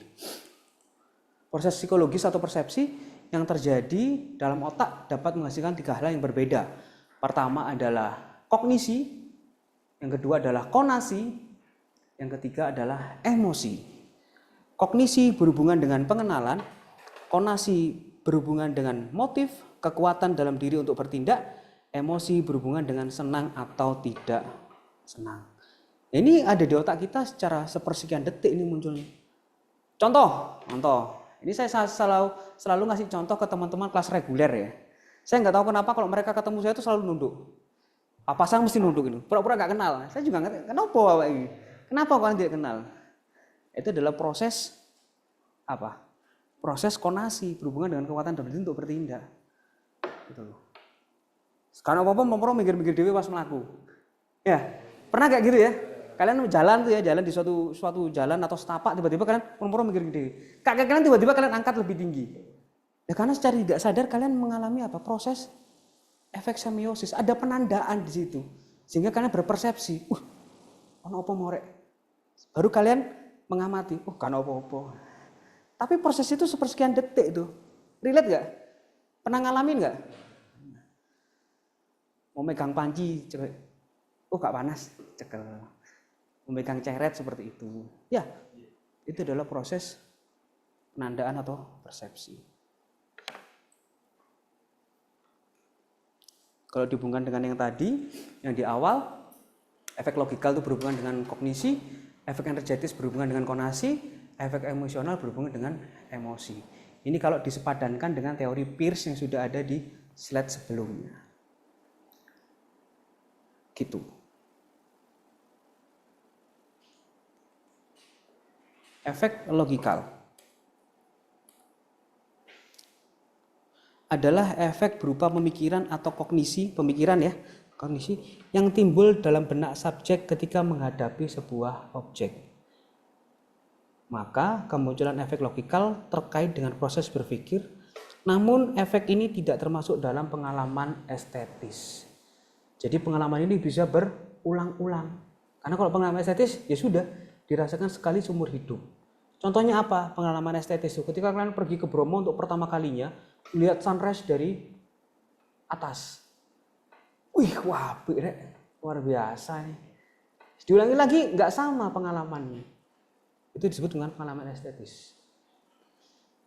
Pengalaman estetis bisa berubah karena adanya kebiasaan. Nah, efek logikal berbeda dengan itu karena dia berpikir tuh. Karena bertemu dengan saya, dengan Pak Yogi, dengan Pak Faldi, dengan dosen-dosen kan udah berkali-kali. Tapi ketika dihadapkan dengan sebuah materi kan tetap terus berpikir. Itu adalah efek logikal. Mungkin setelah dari perkuliahan ini kalian pulang berpikir, apa mau dijelasin Pak Andrea kayak nyambung aku. Itu efek logikal itu karena proses berpikir. Itu efek logikal. Atau bahkan ketika kalian saya jelaskan kalian mantuk-mantuk secara opo mau ngomong opo aku gak ngerti.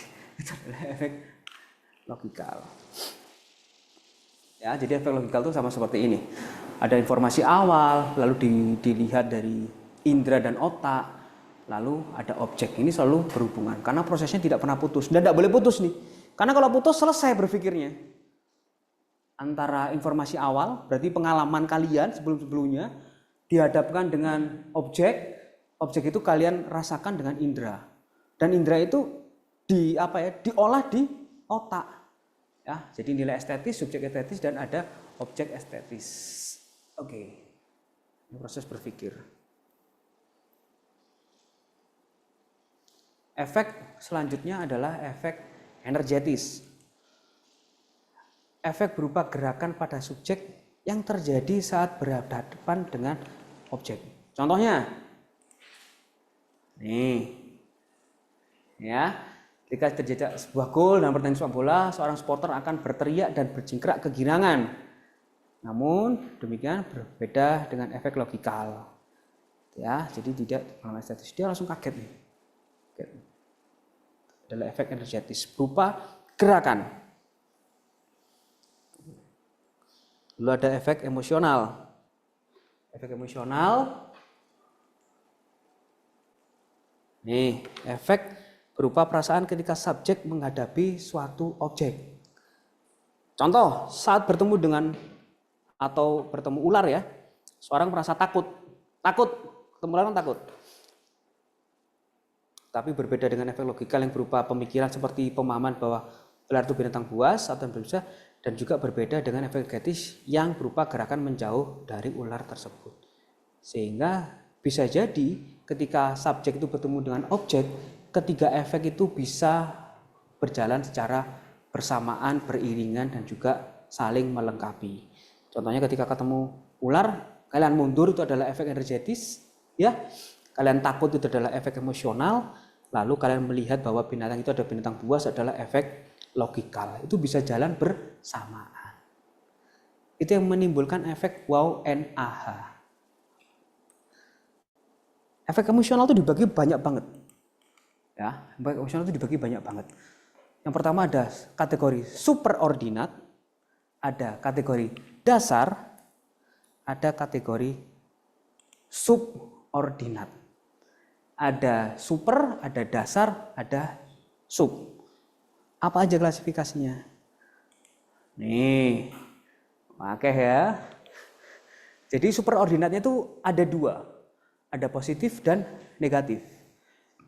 Kategori dasarnya yang bisa saya kelompokkan itu ada 5. Ada cinta, ada gembira, ada marah, ada sedih, ada takut.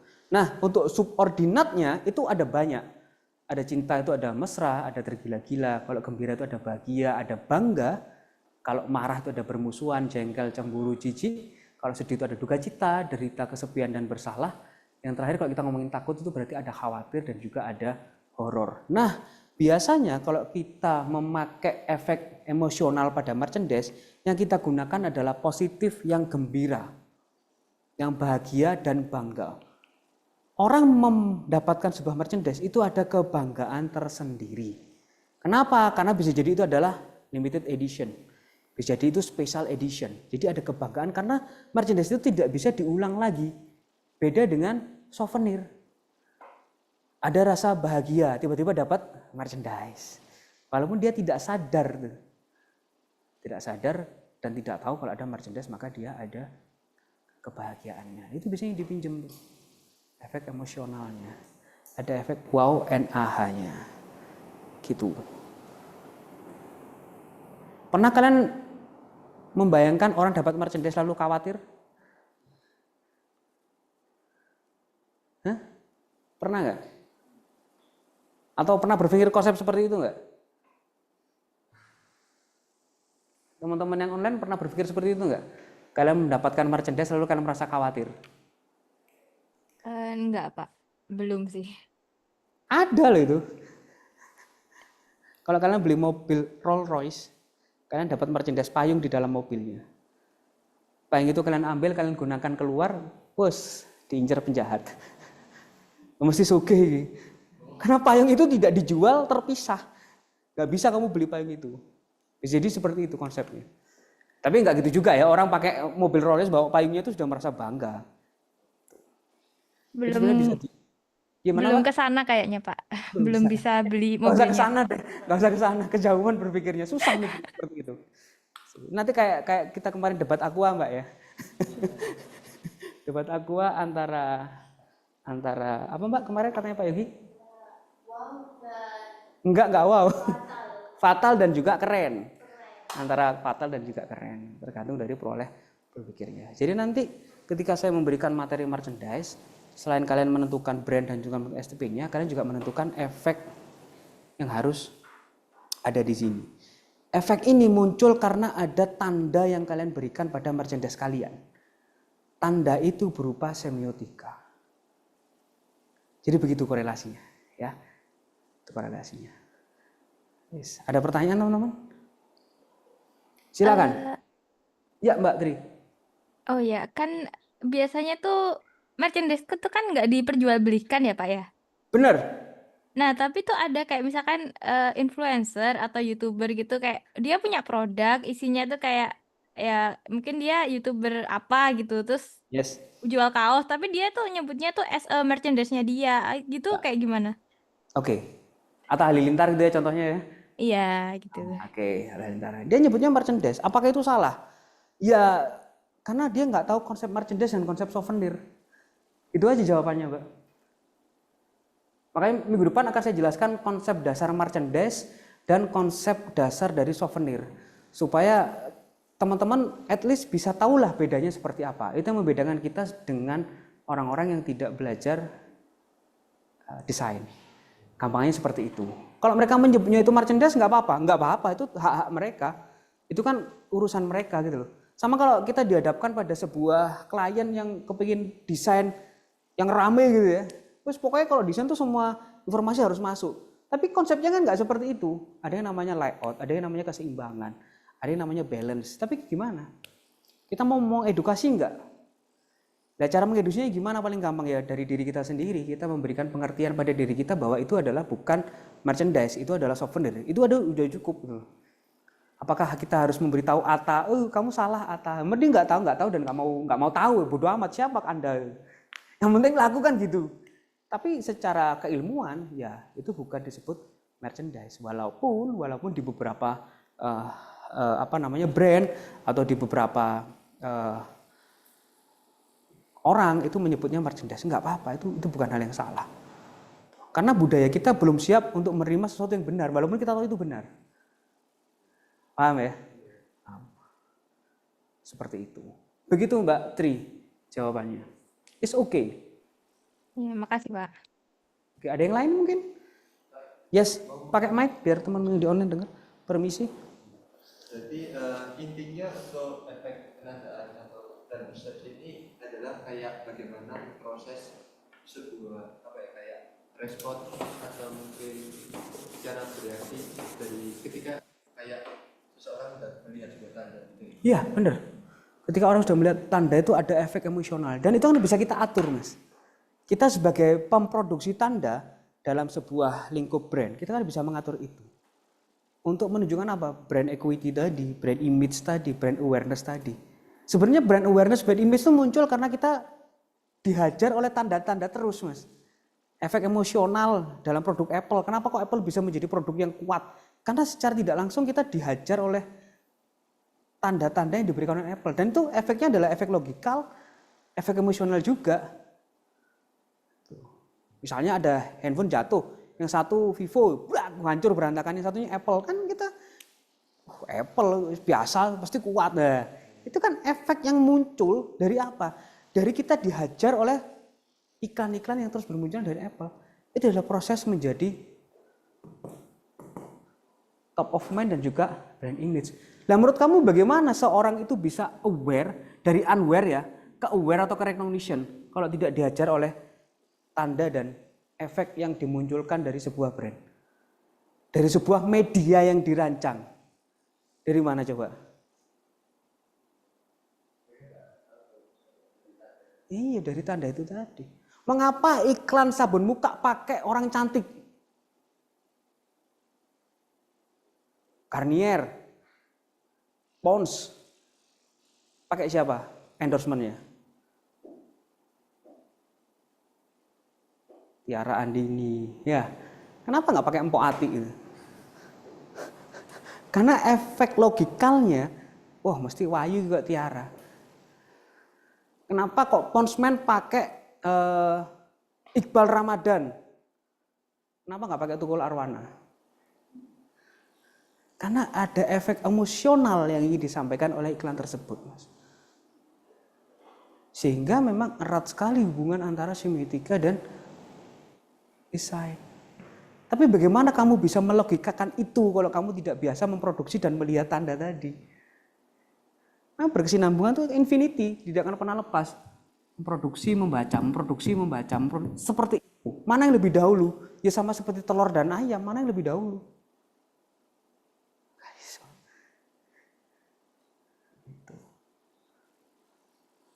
Pusing.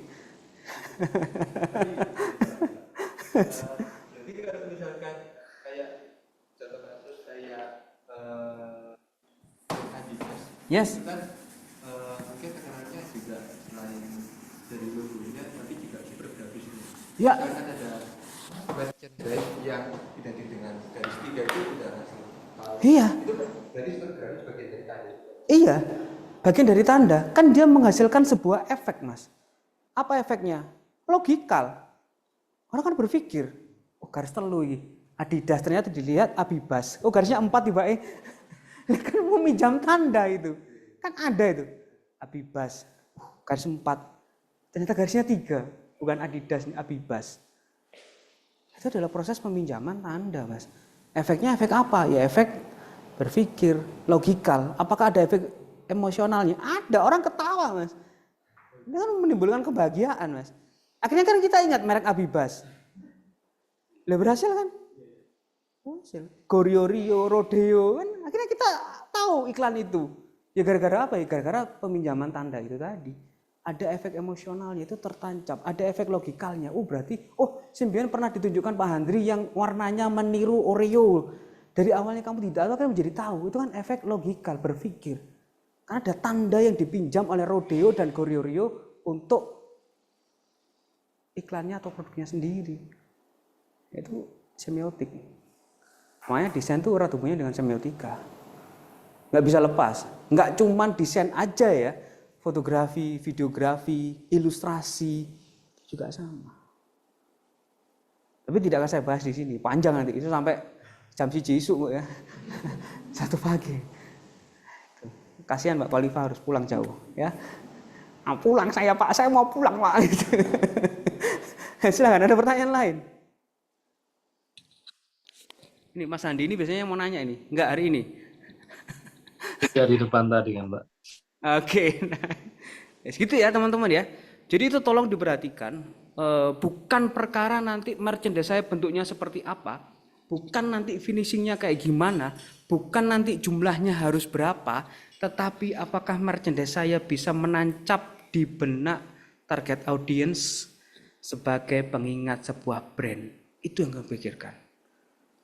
Yo, itu yang kalian pikirkan. Makanya merchandise itu jarang banget diangkat karena berpikirnya susah. Barangnya sederhana, gelas, mug, kaos, tumbler, pin. Tapi kok milih iku gitu. Kenapa kok kamu milih itu? Itu yang harus dipikirkan. Karena menimbulkan efek-efek yang harus diterima oleh target audience. Atau kalau ngomongnya tadi efek semiosis ya. Kalau saya lebih suka ngomong wow and aha. Udah. Silakan ada nanyain? Yes, Mbak. Silakan mic-nya Mas, tolong. Saya penasaran sama produk Kinderjoy. Asik, Kinderjoy. Yang mainannya itu kan jadi satu sama produknya. Ya. Kalau dibilang banyak-banyak konsumen itu kayak anak kecil-kecil itu tidak ke produknya Pak, tapi ke mainannya. Ini termasuk merchandise. Merchandise. Itu masuk merchandise itu. Karena anak berburu untuk itunya. Sama ketika kalian kecil ya, beli permen karet, ya, permennya mau pangam? Enggak, berburu dulinane. Ya itu kan konsep dari merchandise, konsep dasar dari merchandise kan seperti itu sebenarnya.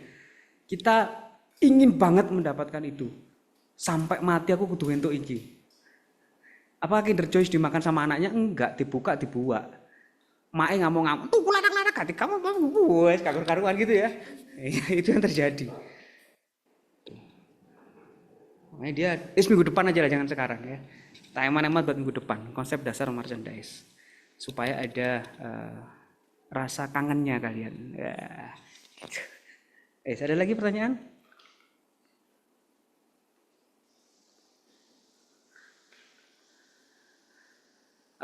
Mbak Tri sama Mas Andi, ada pertanyaan? Sudah, Pak. Sudah ya. Faik, ada pertanyaan kah?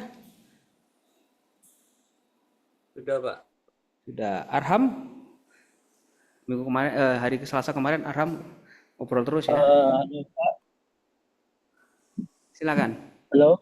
Ya Arham, silakan. Mohon Pak, saya nggak on cam karena saya nyetel dari tadi, Pak. Oke, nggak apa-apa. Tadi kan sudah bahas merchandise juga ya, Pak. Kalau misalnya tadi kan merchandise-nya bagaimana cara merchandise itu bisa kamu asosiasikan sama brandnya nanti. Ya, asosiasikan sama branding gitu kan. Nah, yang saya pertanyakan itu bagaimana kalau merchandise-nya itu dari brand ini tapi berkolaborasi sama IP tertentu. Bagaimana merchandise dari sebuah brand berkolaborasi dengan brand yang sudah ada, gitu ya? Ya, IP. Misalnya kayak kemarin Bapak sempat bercerita tentang pengalaman ulang tahunnya Bapak yang pengen KFC karena ada merchandise Space Jam, IP Space Jam. Seperti itu sih, Pak. Ya. Terima kasih. Ya. Bagaimana ya nggak apa-apa, karena seperti yang saya sampaikan sebelumnya tadi, bahwa sebentar,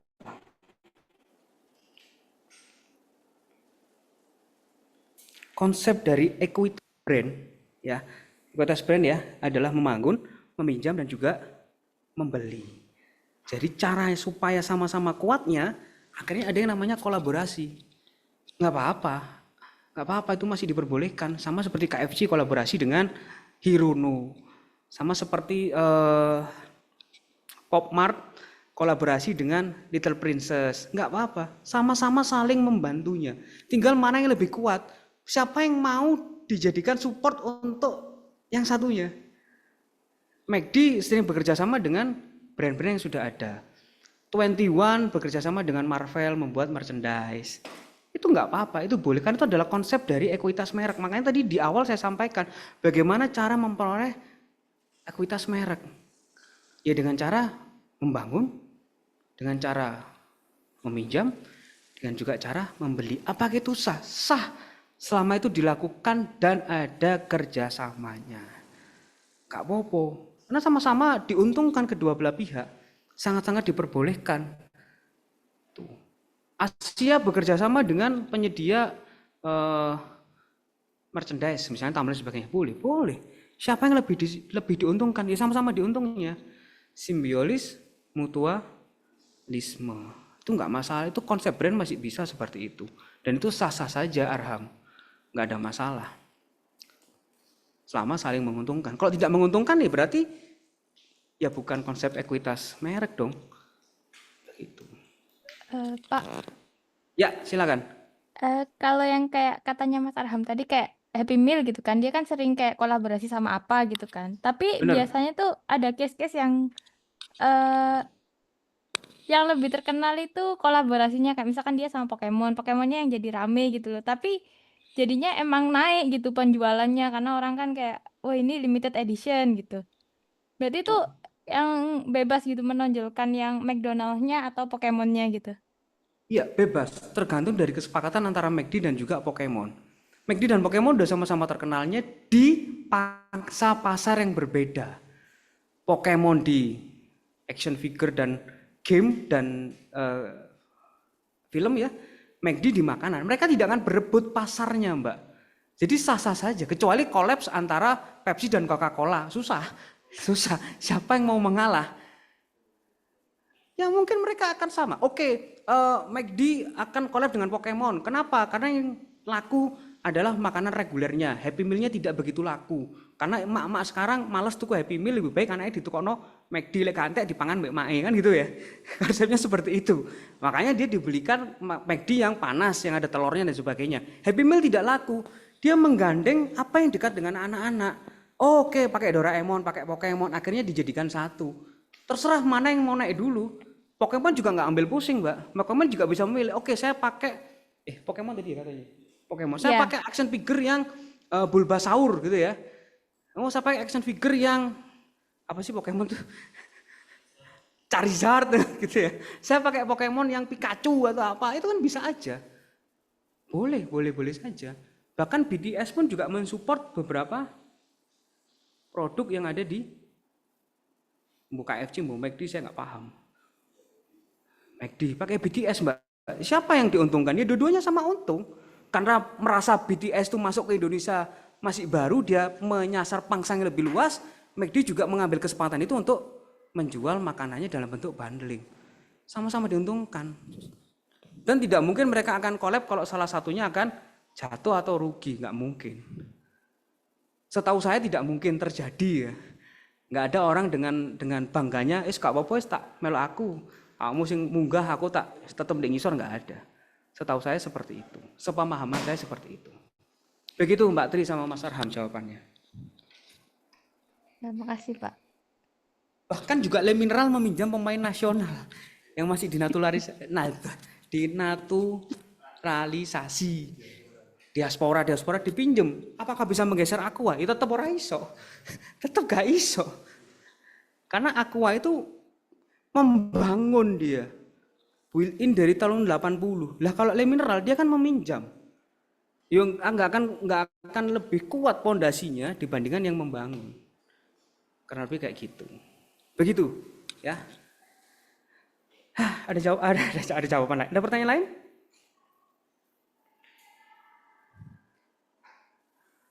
Sudahkah teman-teman?